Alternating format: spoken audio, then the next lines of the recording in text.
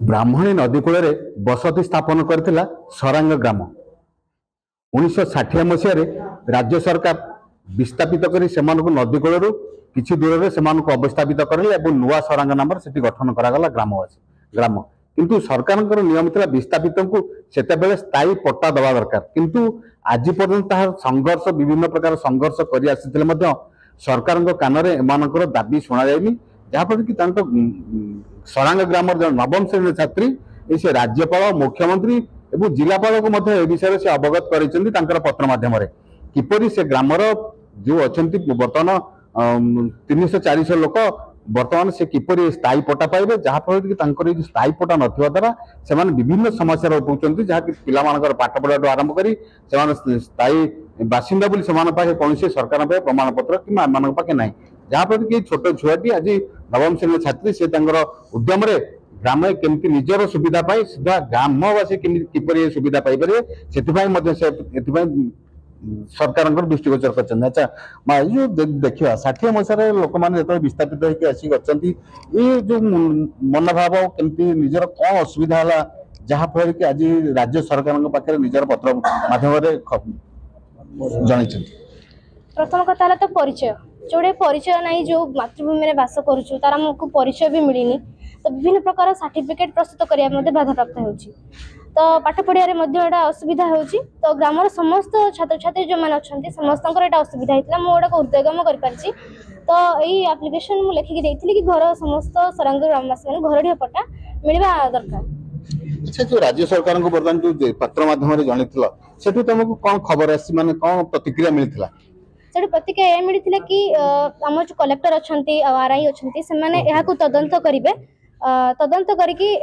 निश्चिंत मिलवा आवश्यक बोली से कहते देखिए आगे माने दीर्घ 60 मसीह माने विस्थापित होते सरकार कान में कहीं पड़ूनी आज्ञा जो देखा बर्तमान 60 मसीह आप विस्थापित होले कि से दिन आज पर्यटन कहीं कौ प्रकार आंदोलन सब करा विभिन्न समय आंदोलन कराई किंतु गोटे समूह आंदोलन एवं सुधा हो नाला कि 10 जन 5 जन 60 एमती अल्प अल्प लोक आंदोलन होगी मोटे मानिया नुहे निश्चित होती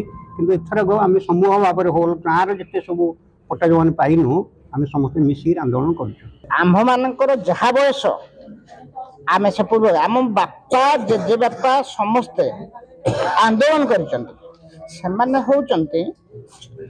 गरीब निष्पेषित बारंबार दौड़ी दौड़ी निराश्रय है किंतु यही भले केभे मीडिया को जनइबा बा किछि चरम सीमार पहुंचवा कार्य से करना कहीं ना से साधारण व्यक्ति थे बारंबार नेहुराउले गोड़ हाथ धरुले जा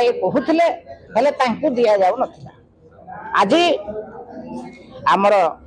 सरांग ग्रामवासी मानक शर्मिष्ठा सुप्रज भूया जो गाँव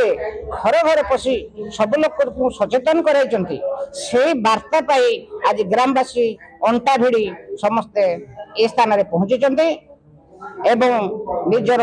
पट्टा खंडिक हकदार मागुंट हकदार पाखे किपरि पहुंचू चाषी मैंने पातु मु चैनल माध्यम समस्त को निवेदन करुच्ची एवं आहरी भगवान गोटे प्रार्थना करुच्ची जे समस्त सरांग ग्रामवासी जमी एक घर डिया पट्टा खंडे मिलू यह ही मोर शेष नवेदन एवं आपण मानक मध्य निवेदन करुच्ची जे को प्रकार व्यवस्था करी आपण माने कि भाव वार्ता पठाइबे से वार्ता पाई से माने आम सरांग ग्रामवासी मानकर दुख दुर्दशा बुझी खंडे स्थायी पट्टा प्रदान करदे से कथा आपण माने विचार करंतु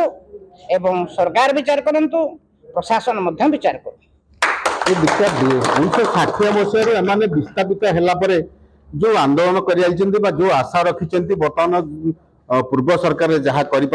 नूतन सरकार ताहा करने आशा बांधी अच्छा जो नवम श्रेणी झील आज ये प्रयास को जारी रखिंट से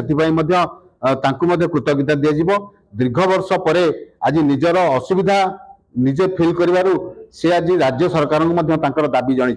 तो राज्य सरकार यही सरांग ग्रामवासी दाबी को केमती पूरण करुछंती एवं तांको स्थायी पट्टा केबे प्रदान करुछंती ताहा देखिबाकू बाकी रहला। कामाख्यानगर सरांग ग्रामरू सौमेन्द्र कुमार साहू, नक्षत्र न्यूज।